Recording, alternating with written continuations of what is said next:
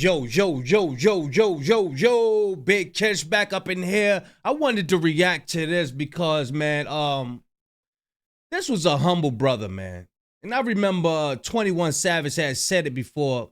He was like, now, if you get into it with this dude, you know what I'm saying? You going out with, man, listen, if you get into it with him, we know it was you that did something. That's how humble he was. He wasn't no troublemaker.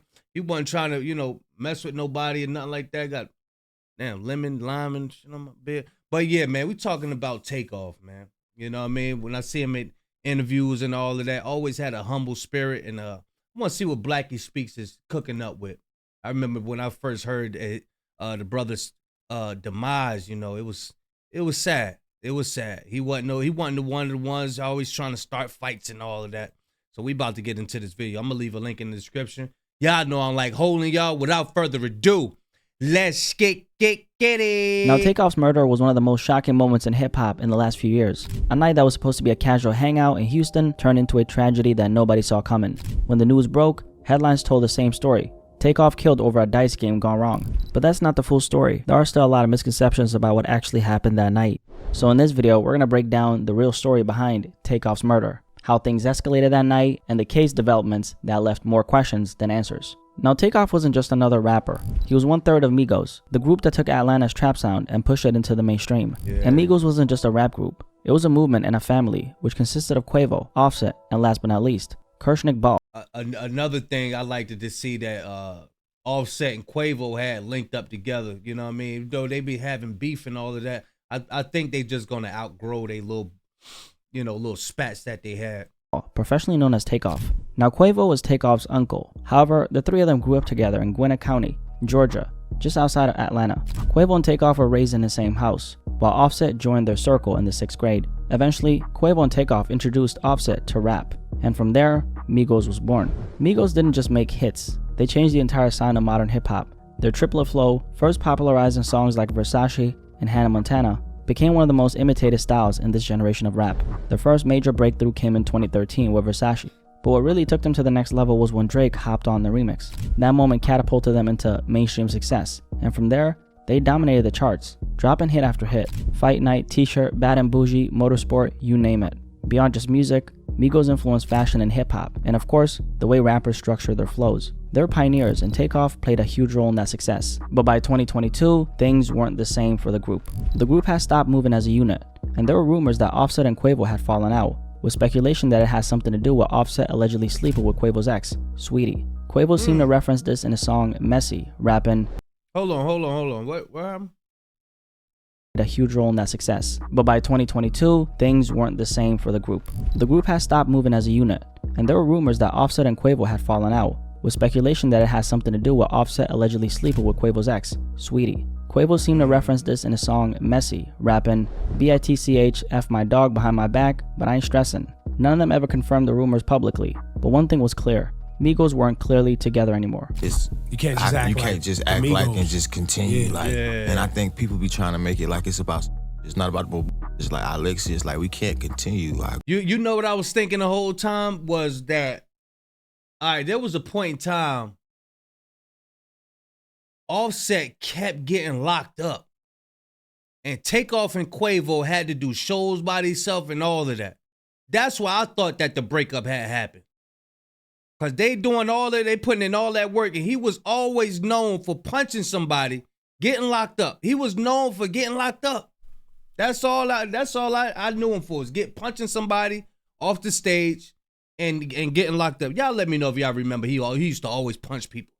A group without the main man. Then in November 2022, everything changed forever. A night that started as a private gathering had sadly now turned into national tragedy. At approximately 2:30 this morning, our officers were dispatched out here to a shooting that had just occurred. Upon arrival, they located multiple shell casings on the 3rd level of the building at the 810 Bowling and Billiards. I guess it's a bowling and pool hall. We were informed that there was a private party being held at the event last night that ended at approximately 1 a.m., but the party carried over till about 2 a.m. till they were cleared out. That's when the shooting occurred, where it left one male deceased on scene and 2 others that were transported to area hospitals nearby. On November 1st, 2022, Takeoff and Quavo were in Houston, Texas, attending a private gathering at 810 Billiards and Bowling, an upscale venue in downtown Houston. The event was hosted by Jay Prince Jr., the son of rapper. Yeah, man, I don't like how nonchalant they be. Like, he be real nonchalant. And then they had a sign. They had a sign out there after the brother passed and talking about, oh, let it slide. Let bygones be bygones. Like, bro, this man just lost his life on y'all time. And then the next, at his funeral, they talking about, oh, let it slide. What?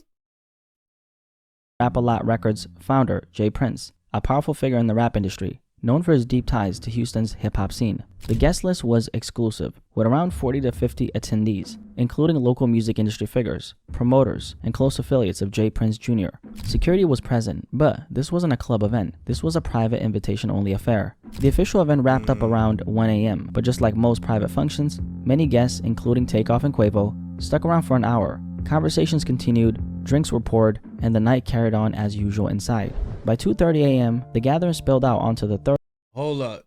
So they was there for, hold up. According to officials, the event ended around 1 a.m., but around 40 people were still hanging around. Hey, look, listen. These some words of wisdom right here. When you out somewhere and something telling you to get your ass up and leave, you need to listen to your gut feeling and leave. Here it is, you sitting on the couch, you smoking, you drinking, whatever. And something keep nagging you. You don't know what it is. I know I need to go. I know I need to go. I know I need to go. Listen to that voice. That voice that's telling you you need to go, that voice is I'm telling you, that's your angel voice. That's your guardian angel. That voice you need to listen to, because that voice could be holding you back from getting in a future car accident. Anything. Something about to be lined up in the universe, and that voice is going to get you up out of there. Listen to that voice. That voice is keeping you out of harm's way in the future. Carried on as usual inside. By 2:30 a.m., the gathering spilled out onto the third floor balcony area, which overlooked Houston's streets below. The mood seemed relaxed at first, but shortly after that, things took a deadly turn. As tension escalated, Quavo found himself face to face with multiple people, caught in a heated argument over a dice game where someone had lost a large amount of money. Hey, you know what I don't like? I don't like how when you look at the footage, they was arguing or whatever. This man goes and say, yeah, man, get me out of here if I hurt somebody. If I hurt somebody. Why are you talking like that in somebody else's city? Now, I know it's not their city. It don't belong to them. But, hey, look. All your ninjas, this ain't Atlanta. All of your ninjas ain't around you. You around somebody else ninja. I can't, man. When you got high heads like this around, bro, get away from them. They reckless. They reckless. Here it is. They just know it's just you and him, and you got a group of guys, about 20 of them. This is just an example of how dumb people like this is. I don't know what the hell they looking at over there. Nigga, it's just you and him by yourself. It's 20 dudes over there. He telling, oh, I don't know what the hell they looking at. The fuck, what? The hell is you doing, nigga? You about to get a These niggas is crazy. I'm telling you, I grew up with people like this. When I be talking, it be coming from experience. I don't be talking out my ass, man. I'm telling you. I done been in a whole lot of situations. I'm telling you. I'm telling you, some crash dummies out this motherfucker.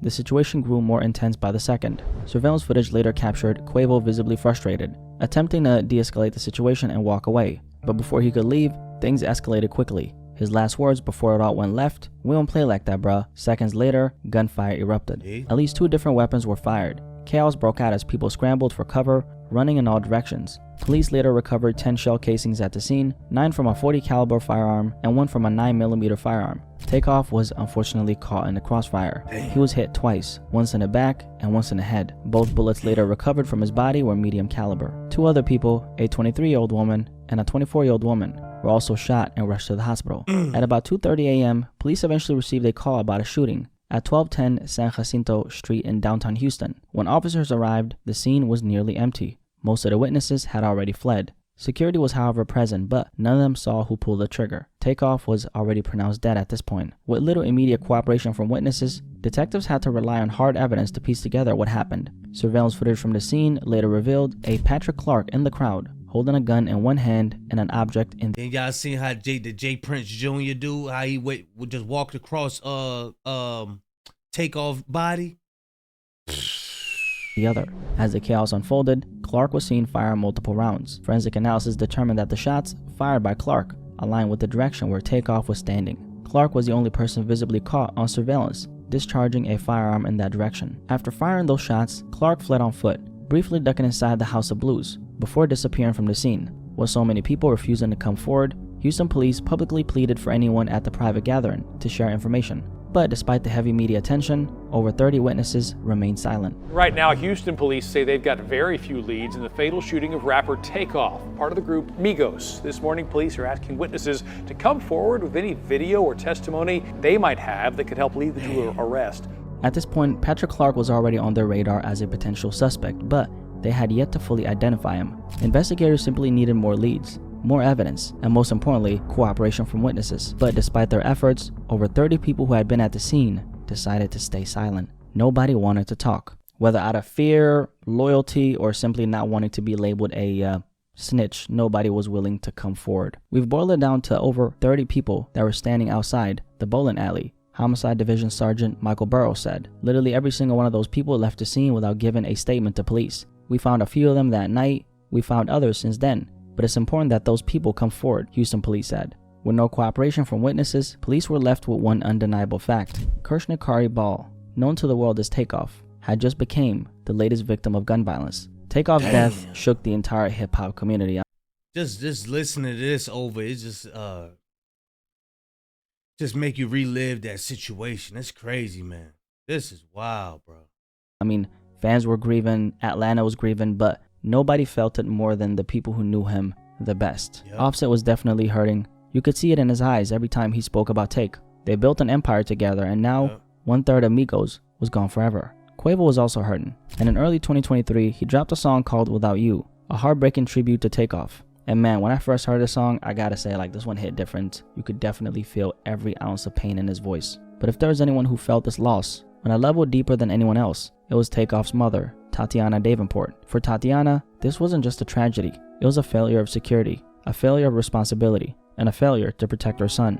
In June 2023, she filed a wrongful death lawsuit against A10 Billiards and Bowling, the very establishment where Takeoff was killed. Her argument, this tragedy could have been prevented. The lawsuit claimed that the venue knew this event would attract celebrities, athletes, and high-profile guests. Yet, there was no proper security screening, no enforcement of after-hour rules, and no measures in place to prevent violence. And when tensions started rising that night, nothing was done to de-escalate the situation. Since Takeoff wasn't part of the argument, his mother believes his death could have been prevented if the venue had taken proper precautions. And this right here did raise... Now, I'm gonna say this too.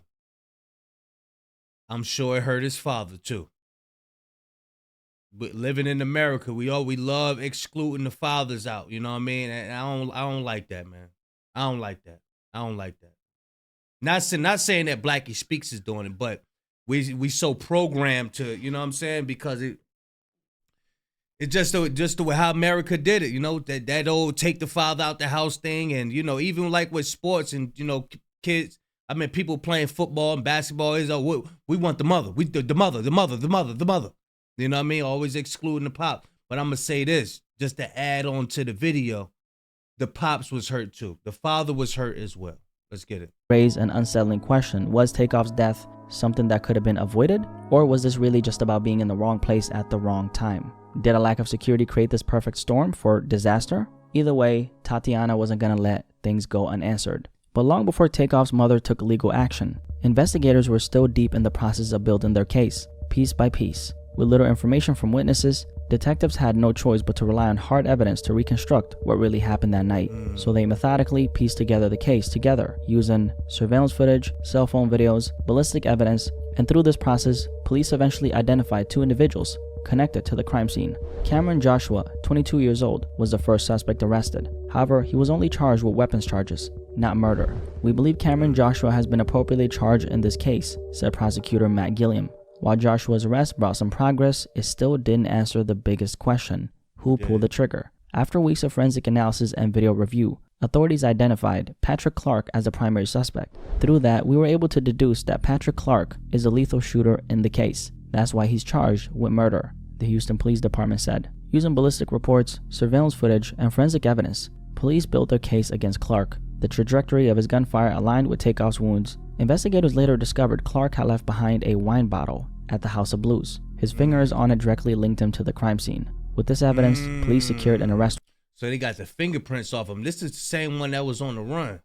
warrant. And on December 2nd, 2022, exactly 31 days after Takeoff's death, Patrick Xavier Clark, 33 years old at the time, was taken into custody and charged with first-degree murder. Now, one of the biggest misconceptions surrounding Takeoff's tragic death was that he was somehow involved in what happened that night, but he wasn't. There was a lucrative dice game that went on at the event. There was an argument that happened afterward, outside the bowling alley, which led to the shooting. I can tell you that Takeoff was not involved in playing the dice game. He was not involved in the argument that happened outside. He was not armed. Now, Takeoff was only at the spot because Quavo was there. I mean, he wasn't gambling and, he wasn't really caught up in anything. He was only there because they always moved together. Wherever Quavo was, Takeoff was right there beside him. And that's what makes this story so tragic. Takeoff was always described as quiet, introverted, and focused on the music, while Offset and Quavo embraced more of the lifestyle that came with the fame. Takeoff was different. He wasn't loud, he wasn't flashy, and he wasn't looking for any trouble. But that night, that's what I liked about him. He was humble-spirited. He ain't had to be all, look at me, my name is Takeoff. Bruh, that's what I liked about him, man. That's what I liked about him, bro. He wasn't loud. He wasn't trying to start nothing. You know what I'm saying? They weren't just anywhere. They were out in Houston after hours, in an environment that can get gritty. A group of men, many of them drinking, egos high, playing a dice game, standing outside a venue in the middle of the night. It was a recipe for disaster, and the worst part, Takeoff had nothing to do with this. Damn. And honestly, this is exactly why I keep my black ass inside. I mean, you could literally be minding your business, not bothering anyone. Hey, talk that talk, Blackie. Talk that talk, man. You see a group of ninjas, they got on shicey mad, they walking fast, who got the blunt? Who got this? You ain't got a lot of kicking, my name. Listen, man. Bruh. You got to really disassociate yourself. Matter of fact, you got to have an eye. You got to have an eye for who's who out here, bro. If you ain't got that eye, like, damn, it's danger over there. I could tell how them niggas looking. If you don't know how to, bro, I'm telling you, you could be in a world full of trouble. You could be going somewhere and like, bro, you better learn, man. You better start learning these ninjas, man. I'm telling you, man. And still end up in the wrong place at the wrong time. Some situations just ain't really worth being around, honestly. After his arrest, Patrick Clark's bond was initially set at $2 million, but his attorneys pushed back hard, arguing that he couldn't afford it and was not a flight risk. Prosecutors, however, saw it differently. They pointed to court documents showing that Clark applied for an expedited passport to Mexico right after Takeoff's death. He also had a large amount of cash on him at the time of his arrest, raising concerns that he may have been planning to flee. Clark's attorneys fought hard to get his bond reduced to $300,000, arguing that he simply couldn't afford anything higher. But Judge Josh Hill wasn't buying it. The judge pointed out that Clark himself had previously made statements suggesting he had access to money, and on top of that, there were bail bond companies willing to take on a risk. So instead of the $2 million originally set, the judge lowered it to $1 million, but no further. For Clark's defense team, it was a partial win, but the reality was he still couldn't afford to walk free, at least not yet. Then, unexpectedly, Clark posted bond a little over a month after he got arrested for Takeoff's murder.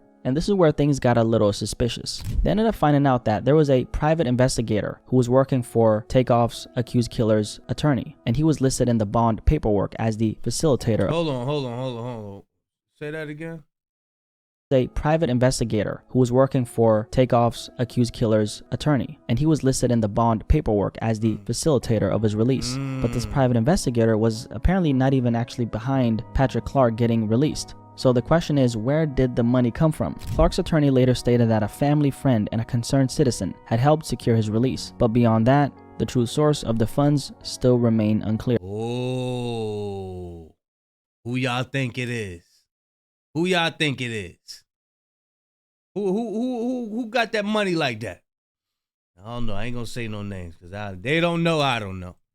Now, even with his release, Patrick Clark wasn't free to move as he pleased. He was placed under house arrest, required to wear a GPS ankle monitor, and barred from contacting witnesses, victims, or their families. Yet, one major question still remained. Was Patrick Clark truly the only one responsible? Now, Clark was the man police charged with Takeoff's murder. He was identified through forensic evidence, surveillance footage, and ballistics. However, the case was far from over. And this is where we get to a plot twist in this case, okay? A major plot twist that a lot of platforms still haven't really covered. So if you made it this far, make sure you drop a like on this video, okay? I appreciate you. Okay, let me know something that I don't know.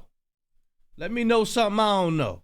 Y'all lock in. Because what I'm about to tell you changes everything, okay? Now, the plot twist is this. A Houston Forensic Science Center analyst who was reportedly involved in processing evidence in the Takeoff murder case was fired for mishandling DNA evidence in multiple cases. Documents reveal that this now former analyst allegedly committed serious evidence processing errors that might have affected several investigations, including Takeoff's murder. Forensic analyst Rochelle Austin was considered a witness in the case against Patrick Clark, a man who police believe is responsible for shooting and killing Grammy-nominated rapper Takeoff at a Houston bowling alley. State's DNA samples Austin processed had been switched in one instance.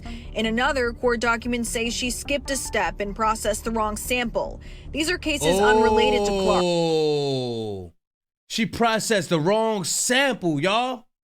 Damn, I'm telling you, these people are human too. You can't put all your faith. You can't be looking at, even like with the police officers and the judges and the lawyers, man, they human too. Doctors human, lawyers human, they make mistakes too. Shit. But according to criminal defense attorney Murray Newman, the Brady notice is an indicator to the defense that there is something that may contradict their client's guilt. Just when the case against Patrick Clark seemed airtight, this happened. This forensic analyst at the Houston Forensic Science Center was now at the center of this controversy, and she actually ended up getting fired for this. Now, this isn't just speculation, this is on record. The Harris County District Attorney's Office filed what's called a Brady notice, a legal document that requires them to inform Patrick Clark's defense team about the termination of this forensic analyst and any issues that could affect a fair trial. Now, they said that the reason for her termination was lack of quality work, among other serious concerns. She apparently switched DNA samples in one case, and she also skipped a step and processed the wrong sample in another. While these specific errors were reportedly in other cases, the fact still remains. This forensic analyst was apparently involved in the Takeoff investigation. So now the biggest question is, how much of a role did she actually play? Because if there's even a slight chance that any of her work touched the forensic evidence in this case, it could change everything. And that's exactly what Takeoff's accused killer's defense team is now questioning. This is something of concern for us, and we will be investigating it to see exactly how it affects our client's case, Patrick Clark's attorney said. Now, let's not forget, the entire reason Patrick Clark was arrested wasn't just forensic evidence. It was a combination of forensic analysis, surveillance footage, and ballistics. And like we talked about, he was caught on surveillance footage holding a gun and firing shots the night Takeoff was killed. They also said he left a wine bottle behind, and that his fingerprints on that bottle linked him to the crime scene. But now, with this forensic analyst's credibility completely in question, the defense has if she messed up, that means, hey, look, they got a stronger defense. They could be like, she messed up, let him go. As a major opening to challenge how the forensic evidence in this case was handled. And according to a criminal defense attorney, whose name is Murray Newman, who's not involved in this particular case but spoke on the forensic mishandling issue, this is apparently a huge problem for the prosecution. Since she did mess up, they can never put her on a stand again, and the defense attorney would eat her alive, he said. So what exactly does all this mean? Well, if the forensic evidence is compromised in any way, it could weaken the entire case against Takeoff's accused killer. And even if one inconsistency is found in how the DNA was processed, this could actually be enough for Patrick Clark's defense team to challenge the charges, meaning Takeoff's alleged killer could walk free. After posting bond in early 2023, Patrick Clark was placed on house arrest with a GPS monitor strapped to his ankle and was required to surrender his passport as part of his bond conditions. For months, this was his reality, but then in November 2023, the case took another unexpected turn. A judge ruled to remove his house arrest and GPS monitoring restrictions, meaning Clark was no longer confined to his home. However, that didn't mean he was completely free. Y'all think Jay Prince and them know the judge? Jay Prince and them, them motherfuckers, they big out in Texas. They big out there. They got lemon and shit all over. He was still required to follow strict legal conditions: a nightly curfew from 7 p.m. to 7 a.m., banned from contacting witnesses, victims, or Takeoff's family, required to appear in court whenever scheduled. But here's the thing, since that last legal update was scheduled, but hold on, some say Jay Prince Jr. Including members of Takeoff, including Jay Prince, Jay Jr. and Shakur Stevens, the order also they can't from contacting witnesses, victims, or Takeoff's family, required to appear in court whenever scheduled. But here's the thing, since that last legal update in November 2023, there hasn't been any official word on his current status. Is Clark still out on bond? Have new restrictions been placed on him? Or has something changed behind the scenes? Right now, we don't have the answers, but one thing we do know, his case is far from over. Just a few days ago in February 2025, Patrick Clark was scheduled to appear in court, but once again, the trial has stalled. And this time, the holdup isn't from witness silence or legal delays. It's because of the forensic controversy that has cast doubt over the evidence. As it stands, Patrick Clark is still facing murder charges. But with this forensic scandal shaking up the case, the biggest question now is, what happens next? Now, his defense could definitely challenge the forensic evidence, forcing the court. He turning me on to something new. I thought, so this shit is still going on now. He said February 2025. I thought they done found the suspect, and I thought everything was over. Oh.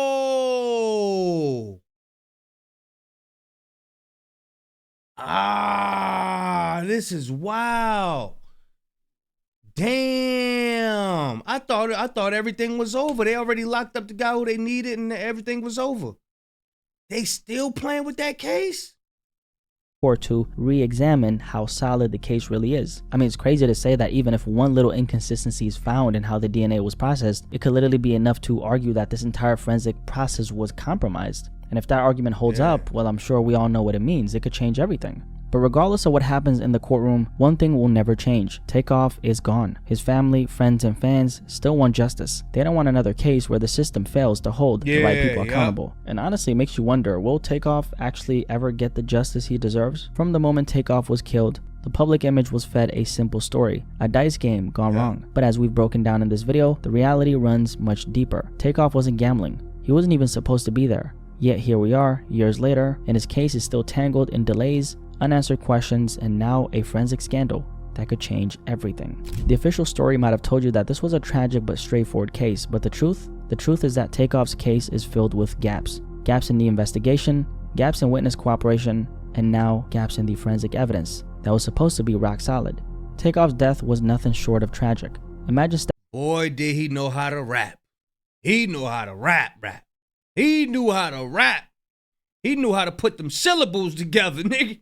Stepping out for a casual night with your uncle, Quavo, someone who's been by your side your entire life, only to lose your life over an argument you had nothing to do with. For those who don't know, Quavo wasn't just a rap partner. He was Takeoff's actual uncle. They grew up together in the same household, with Takeoff looking up to Quavo as both family and inspiration. Takeoff was quiet, laid back, and focused on his craft. He wasn't a type to be caught up in drama, and that's exactly what makes this story so heartbreaking. A talented artist, a genuine soul, gone way too soon. And the worst part, his case is still filled with more questions than answers. Will justice ever come? Only time will tell. If you made it this far, how about drop a like on this video, because obviously we're working very hard right now. Hey, that was fire, bro. Shout out to Blackie Speaks for that. That was dope right there. I didn't know. Matter of fact, thank you, bro. I didn't know. I'm gonna follow the story. I'm gonna follow that because I thought it was over. I thought it was said and done. So they still. Man, that's crazy. Yeah, I think Jay Prince and them behind it. They paying somebody some money. What y'all think? I think Jay Prince and them probably paying them people. Well, this is one crooked system right here, man.